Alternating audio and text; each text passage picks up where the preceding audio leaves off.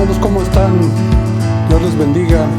Gracias a Dios por esta palabra que Él nos ha dejado, la cual no está presa, por este estudio que podemos tener también pues, a través de videos, por internet. Le damos gracias a Dios por sus vidas, sabemos que Dios los está guardando. Esperemos que ustedes también estén poniendo de su parte, ¿verdad? Y bueno, pues con todas las limitaciones, ya gracias a Dios se empezaron a hacer algunos servicios, algunos estudios. Y pues vamos adelante, el estudio de la palabra. Yo creo que ahora, pues estudiando Marcos, ¿verdad? Capítulo 4, pues podemos avanzar en este estudio del Nuevo Testamento. Les recuerdo, ustedes tienen el panorama del Nuevo Testamento como una guía, como una bibliografía, que lo pueden bajar en la hoja web. También tienen otro manual que se llama Resumen del Nuevo Testamento, y trae mucha información, y pues que digamos por internet, ¿verdad? Una cantidad de información tremenda que ustedes pueden tener. Vamos a hacer una oración antes de empezar, hermanos. Acompáñenme ahí donde usted está, por favor. Padre, en el nombre de Jesús bendecimos tu palabra. Gracias, Señor, por este privilegio de podernos acercarnos a ti a través de ella. Bendícela en esta hora, que corre sea glorificada en medio de tu pueblo. Bendecimos a todos nuestros alumnos del LITI, todos los de primer año, Señor, que en esta hora sean edificados con tu luz, con tu verdad. Que tú nos animes, nos fortalezcas, nos guíes y nos enseñes tus verdades preciosas, profundas. Que tu Espíritu Santo pueda alumbrar nuestro entendimiento con sabiduría y revelación. Gracias por este tiempo en el nombre de Jesús. Amén. Amén y amén. Entonces, hermanos, pues ni más ni menos nos encontramos con la parábola del sembrador. Usted sabe que el libro de Marcos fue el primero en ser escrito, primero de los evangelios, y pues también como sea el primer libro escrito del Nuevo Testamento, ¿verdad? Es lo que muchos historiadores enseñan. Se piensa esto también, que esta parábola es la primera de las parábolas del Señor Jesucristo. Y esta parábola, que es un relato simbólico, dice el diccionario, a una comparación, ¿verdad? Del cual se deriva una enseñanza a un tema, o de un tema. Es una narración ficticia, simbólica, de la vida común, ¿verdad? Entre los campesinos, ¿verdad? Entre todos los que trabajaban pues, con los animales en el campo. Pues el Señor tenía como una manera de enseñar muy importante también este aspecto de las parábolas, la cual en la Biblia dice que la parábola es un relato algo largo. Algunas de ellas son muy cortas, pero esta, por ejemplo, la parábola del sembrador, casi todo el capítulo 4. Y están sacadas de la naturaleza, enseñanzas de la naturaleza, de los pájaros, de las plantas, ¿verdad? De los animales, de circunstancias humanas, siendo su objeto la enseñanza de una lección espiritual. O sea, siempre tendrán una aplicación espiritual. Verdades espirituales que están escondidas atrás de una lección, ¿verdad? De una narración de la vida común. Y el hecho que retuviera su significado, como ustedes lo van a ver que lo hacía pues con aquellos que nada más iban ahí a ver en qué se equivocaba el Señor, qué cosas decía en contra de la ley. Para este tipo de gente, ¿verdad? Su significado se retenía, o sea, Dios no se los revelaba. Sino, y esto pues era un juicio divino, ¿no? Se constituyó en un juicio divino. Imagínense, pues que no te pueda revelar Dios, o no quiera revelarte Dios verdades, cuando se las revela pues a todos sus discípulos. Pues esto, ¿verdad? Era una persona indigna de recibir la palabra de Dios, porque en Timoteo dice palabra digna de ser recibida por todos, que Cristo vino al mundo para dar su vida por todos nosotros, ¿verdad? Entonces vamos a encontrar en las parábolas historias paralelas, una historia ficticia de la vida común con una verdad espiritual que va paralelamente unida con un significado espiritual. Y entonces estas parábolas pues están revelando, no se revelan. Entonces vamos a ver que no se revelan, estas verdades no se revelan a aquellos que están afuera, a esta gente que no son nacidos de nuevo, que son perseguidores, que son instigadores, que son rebeldes, contumaces, a toda esta gente, ¿verdad? Pues en realidad el Señor les ocultó la verdad de su palabra, ¿no? Entonces, vamos a ver que muchas de estas parábolas se encuentran en los 3 evangelios, en Juan no, pero en los otros 3 sí, en Marcos, Lucas y en Mateo. Y son por eso los estudios, se llama los estudios de las verdades o de los evangelios hipnóticos, ¿verdad? Porque se estudian simultáneamente. O sea, esta parábola yo saqué de Mateo y de Lucas, versículo por versículo, y los fui comparando. Y es que, ¿cómo le puedo decir? Se imagina usted en un accidente, en una esquina, en una calle transitada, y un accidente de cierto tipo. Pues las personas que vieron el accidente desde aquella cuadra, cuando den su testimonio, ¿verdad?, acusen el relato delante en el MP, ¿no?, que los lleven a testificar de cómo vieron esto, pues un accidente pues bastante notorio, donde hubo quizás decesos, etcétera. Pues las personas que vieron el accidente desde aquel lado, su versión va a ser un poco distinta a los que la vieron de este lado, de la esquina, ¿no? Y de los que lo vieron de aquel lado, pues también tendrán una historia y un relato que contar, pues que a la hora de testificar, pues no es que se vayan a contradecir, pero a lo mejor los que no vieron acá vieron estos, y los que no vieron esto vieron los de este lado. Y así pasa, ¿verdad?, con los evangelios. Hay palabras que están narradas en Lucas que no las dice Marcos o no las dice Mateo, y viceversa. Entonces, si los estudiamos los 3 y hacemos como hice, una sola versión por ejemplo, de la parábola del sembrador que nos toca estudiar en esta hora, pues hice una sola versión de las 3, ¿verdad? Y pues le fui poniendo las palabras, o sea, no se las añadí porque están en la escritura, en la misma historia, pero narradas desde el punto de vista de Mateo, de Lucas, de Marcos. Entonces empezamos y vemos esto, ¿no? Cómo dice la palabra del Señor respecto a que Jesús empezó a enseñar junto al mar, y se reunió alrededor mucha gente, tanto en una barca se sentó en ella en el mar, y toda la gente estaba en tierra junto al mar. Es decir, Jesús arriba de una barca en el mar, a corta distancia, por supuesto, de tierra, y todos los demás estaban en tierra, ¿verdad? Pues esto hacía que el Señor tuviera que hablar bastante fuerte, y pues que el lugar a donde estaba pues tuviera mucha, pues tuviera manera de que se escuchara claramente. Esto pasa en esos lugares, en muchos lugares de Israel, ¿verdad? Tienen pues una perfecta audición de los lugares de donde se habla, puedes oír, ¿verdad? Parece un teatro, estuvieras en un teatro, ¿verdad?, con una acústica excelente.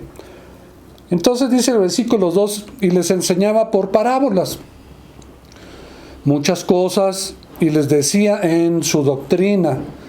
O sea, su doctrina, ¿verdad? En su doctrina estaba ya incluyendo las parábolas, con esta enseñanza, en este caso vamos a leerla, del sembrador, y con un contenido espiritual, con verdades espirituales aplicables a la vida espiritual de los creyentes. Dice el versículo 3, aquí, estamos en Marcos, capítulo 4, versículo 3. Oíd, aquí el sembrador salió a sembrar. Y bueno, se sabe que los campos en Israel del primer siglo pues los campos eran largos y estrechos, tenían franjas delimitadas y rodeadas de senderos, de muchos senderos, sin vallas o cercos.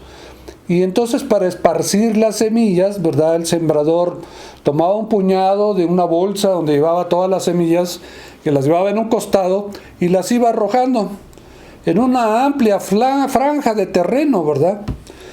Y entonces, pues algunas como era tan largas, ¿verdad?, las distancias, pues el sembrador aventaba las semillas, obviamente pues unas caían en una tierra distinta, no toda la tierra era pareja, ¿verdad? En este caso, ¿verdad? Entonces dice el versículo 4, y al sembrar aconteció que una parte cayó junto al camino. Vamos a ver en esta parábola que el Señor describe 4 tipos de terreno. Junto al camino, en lugares pedregosos, en lugares con espinos y en buena tierra. Y bueno, muchos comparan este tipo, ¿verdad?, de enseñanza con el tipo de corazones que hay de oyentes, que son diferentes, varían, ¿verdad? Hay unos que reciben la palabra, otros la rechazan. Unos cae la palabra en sus corazones, en otros pues tarda en dar fruto, etcétera. Entonces, esta parte que cae junto al camino, dice, vinieron las aves del cielo y la comieron. Entonces, aquí en primer lugar está la tierra junto al camino, ¿verdad? Y esto se refiere a estos senderos bien trillados que separaban los campos, ¿no? Y ahí el suelo, pues mucho de ello permanecía sin arar. Y era un clima árido. Usted va a Jerusalén, es un clima muy caliente, muy árido. Y bueno, ahora ya con todas las nuevas tecnologías de los ingenieros en agricultura que han hecho maravillas, ¿no? Con todos los experimentos del riego en goteo, hay unas cosechas preciosas, pero en este tiempo todavía no había nada de esto, ¿no? Y entonces, debido a esta aridez, las vías se ponían pues duras, como el cemento, haga de cuenta, ¿no? Y entonces, ya que el sembrador estaba esparciendo las semillas desde los bordes exteriores del campo arado, pues algunas semillas inevitablemente iban a terminar pues junto a esa tierra dura, o sea, junto al camino, ¿no? Y pues estas semillas que caían junto al camino, la verdad, pues no tenían mucha esperanza de penetrar esta capa dura del sendero donde caían, y ahí quedarían pues para ser pisoteadas por la gente, o que se las comieran las aves del cielo, como lo dice la parábola, y pues no iban a tener una oportunidad franca de brotar. Y entonces dice el versículo 5, vamos al segundo tipo de terrenos, el pedregoso, ¿verdad? Dice el versículo 5, otra parte cayó en pedregales, y donde no tenía mucha tierra, y brotó pronto, porque no tenía profundidad de tierra. Pero salido el sol se quemó, y porque no tenía raíz se secó. Y aquí este segundo tipo de terreno, pues Jesús lo llama un terreno con pedregoso, ¿no? Donde hay piedras. Pero esto no se refiere a una lápida de roca que estuviera así, pues viendo de que había puras piedras, el sembrador a pesar de eso echara la semilla. Sino que esto tampoco significa un suelo rocoso, ¿no? Donde también pues sería muy tonto el sembrador echar ahí la semilla. Como en algunas traducciones lo dicen, y uno piensa esto, ¿no? Que así era. Pero lo que está sugiriendo era que era un pedazo de tierra lleno de grandes piedras, y lo que está describiendo es una capa de roca bajo la superficie del terreno. O sea, hay tierra donde abajo hay piedras, y ya cuando empiezan a escarbar se dan cuenta pues que hay mucha piedra, y mucha gente hoy en día pues usan dinamita y detonan todas esas piedras para poder construir, por ejemplo. Pero pues aquí, ¿verdad?, estaba cubierta esta piedra con tierra buena en la parte superior, ¿no? Pero en tal terreno, pues la semilla germina, porque tiene un poco de tierra, pero tan pronto como se empieza a verse, a crecer un poco, una hierba exuberante, ¿no? Pues se va a marchitar. ¿Por qué? Porque no tiene agua. O sea, la piedra no retiene agua, y como la semilla necesita agua, pues esta semilla que brotó pronto se va a quemar, ¿verdad? No va a dar fruto, como dice el versículo 6. Salido el sol se quemó, y porque no tenía raíz se secó. Y muchos indican que esta raíz, ¿verdad?, que se refiere a la raíz, al hijo de Isaí, así se refiere la raíz de Isaí, el hijo de Isaí, o sea que venía hablando del ministerio del Mesías, pues esta raíz que mucha gente no tiene, como no reciben a Cristo, nada más reciben la palabra del Señor en una predicación, en un estudio, y como no recibieron a Cristo, pues la raíz no entró, no dio fruto, y esa persona, pues en un momento dado, pues eso que escuchó, ¿verdad? Como pasa con el primer caso, que vienen las aves y se comen la semilla, pues en este caso también se pierde esa cosecha, ¿no? Pero hay una tercera categoría de tierra que Jesús nombró aquí en el versículo 7, es la parte que cayó entre espinos. Dice, la que cayó entre espinos, ¿verdad?, crecieron y la ahogaron, porque cae entre espinos, y entonces, bueno, a la hora que empieza a crecer la plantita, los espinos la ahogan y tampoco dio fruto. Y dice, bueno, esta parte, ¿verdad?, pues de espinos, una categoría que está hablando pues de malas hierbas que crecen ahí, pues muchas veces en los campos que están llenos de vegetación inútil, y además con espinos, con ortigas, con cardos. Y aquí para espinos, la palabra que se usa en la escritura es la palabra griega acanta, con K y TH, acanta, espinos, ¿no? Que es la misma palabra que se usa cuando se habla en el relato bíblico de la crucifixión, cuando describe la corona que le pusieron al Señor con espinos. Es la misma palabra, canta, ¿no?, que colocaron la cabeza de Jesús para burlarse de él. Pues algo significativo, ¿verdad?, con todo esto. Pero pues estas malas hierbas siempre succionan la humedad del suelo y drenan los nutrientes y bloquean la luz del sol, de los cultivos, y pues así se ahoga la vida de toda esta parte, ¿verdad?, que cae entre espinos, de todo lo que crece en el campo, que pudiera haber sido beneficioso.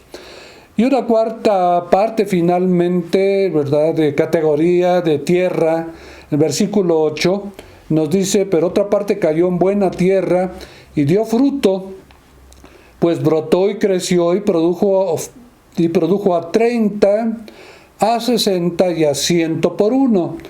O sea, hubo tres tipos de cosecha que dio esta buena tierra, ¿verdad?, en distintas partes. En alguna parte dio al 30, otra al 60 y otra al 100 por uno. Así es cuando cae la palabra de Dios en una buena tierra, en un corazón preparado, con todas las condiciones necesarias, pues para que esa persona, al escuchar la palabra de Dios, sea salva. Y pues dé fruto al 30, ¿verdad?, en su vida. Pues otros dan más que esa porque se esforzaron más, se consagraron más, se santificaron más. Y otros al 100 por uno.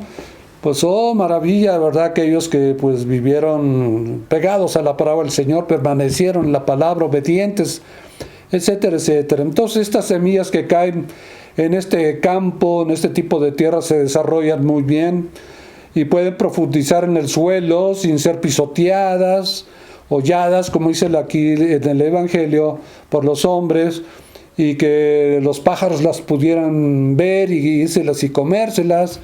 Sus raíces penetran profundamente sin problemas. Se trata de un suelo limpio, de un corazón limpio, ¿no?, libre de malezas, con espacio para que el cultivo prospere. Y es en todos los sentidos, es un terreno preparado. Y esto es lo importante, hermanos, de que hay, por ejemplo, muchos misioneros y maestros que enseñan cómo una persona puede prepararse para recibir a Cristo a través de alguien que ora por él. O sea, alguien oró por ti, por eso tú eres salvo, por eso hay muchas personas salvas, que mucha gente también preparó el terreno de tu corazón con la oración. Aunque tú veas que no se convierte tu papá, tu hermano, tu tío, un ser querido, tú sigue orando por él. Su terreno está árido con espinos, o está pedregoso, o es como una semilla que se sembrara junto al camino, ¿verdad? Pero tú orando por él, ¿verdad? Y hay gente que ha orado por muchos años por alguien y finalmente se convirtió al Señor. Y pues bueno, esto hace la oración, ¿verdad? Prepara el terreno y todo lo que se necesita para que la semilla germine y dé fruto, ¿no? Entonces dice Lucas 8:8, señala solamente que este suelo llevó fruto a 100 por uno. Hay un versículo en Génesis 26, ¿verdad? Del capítulo 26, el versículo 12, ahí se describe un incidente que hubo entre Isaac y Rebeca, que obligados por el hambre a morar en tierra de los filisteos por un tiempo, dice el versículo 12 de Génesis 26, y sembró Isaac en aquella tierra y cosechó aquel año al 100 por uno. Al 100 por uno, ¿no? Y le bendijo el Señor. Imagínense, dice ahí que Isaac sembró y cosechó al 100 por uno, lo que indica pues que fue una extraordinaria bendición que recibió de Dios, ¿no? Al tener esa cosecha tan rica. En todo lo que hizo esto, Isaac fue bendecido grandemente por el Señor, un hombre de Dios sin duda, ¿no? Y esta lección que Jesús nos está enseñando es solo acerca de la tierra, ¿no? Sobre todo.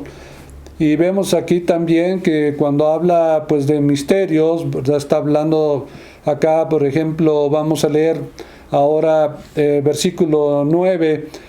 Dice: entonces les dijo: el que tiene oídos para oír, oiga. Y cuando estuvo solo, los que estaban cerca de él con los 12 le preguntaron sobre la parábola.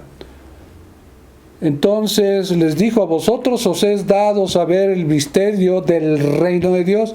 Fíjese cómo usa aquí la palabra misterio, ¿no? El misterio del reino de Dios, más a los que están fuera, los que comentamos, o sea, los incrédulos, los judaizantes, los que iban a más para ver dónde podían atrapar al Señor en algún error, en algún delito. A los que están fuera, por parábolas, todas las cosas, para que viendo vean y no perciban, y oyendo oigan y no entiendan, para que no se conviertan y les sean perdonados los pecados.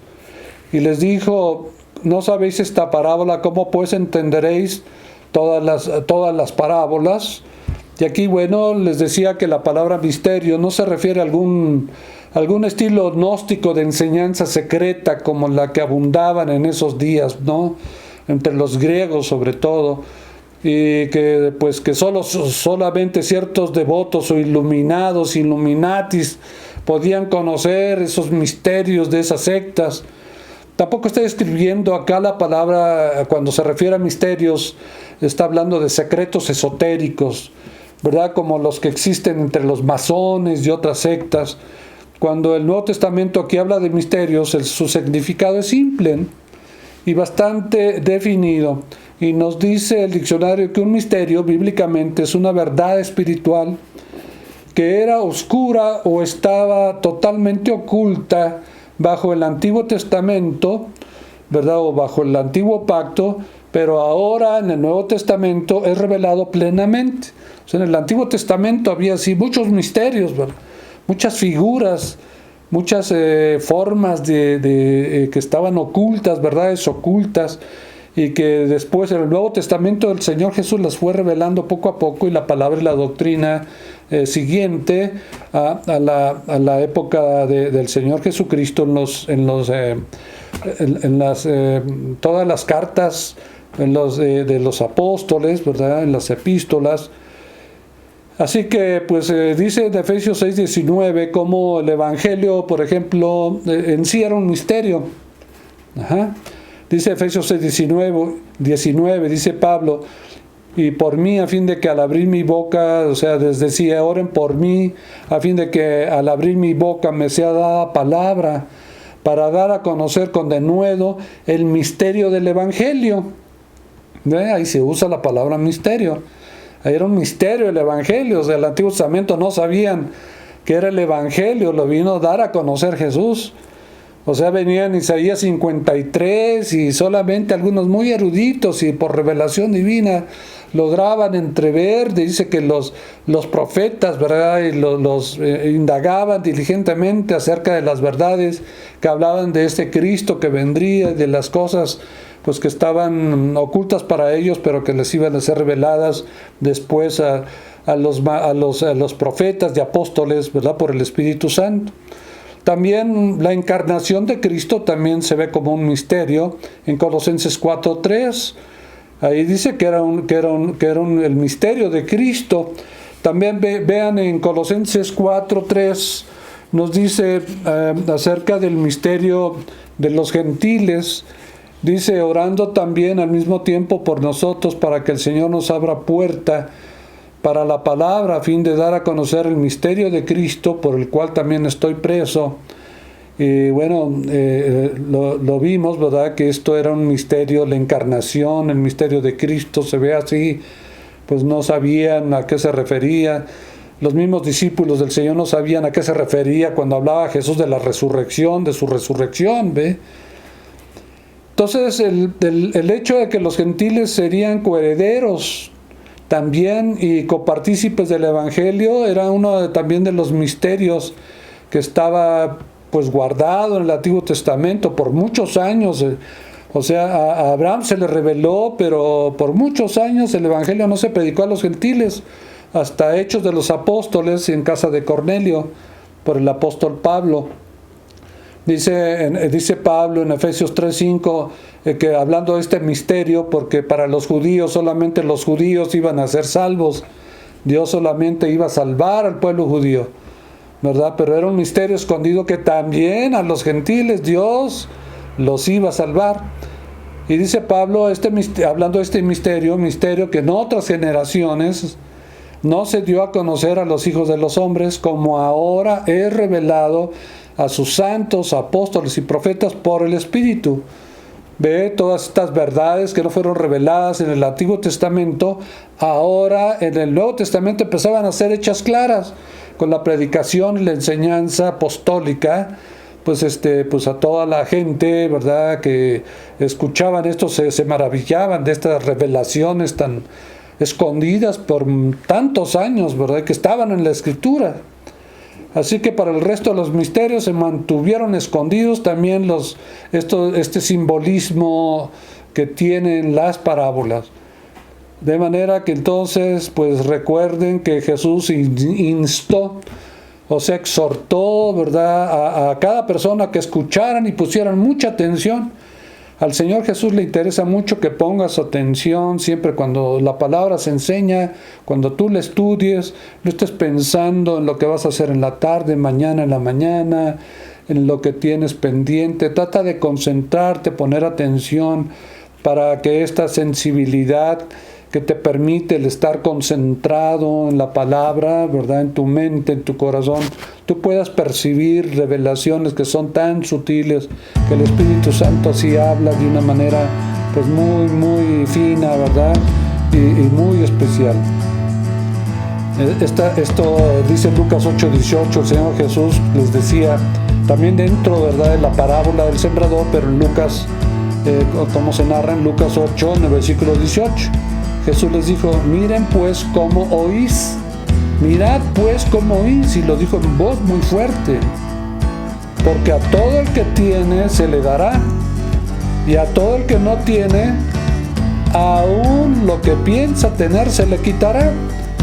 Es decir, que la respuesta de los oyentes era lo que haría separación entre los que creían y entre los que no creían.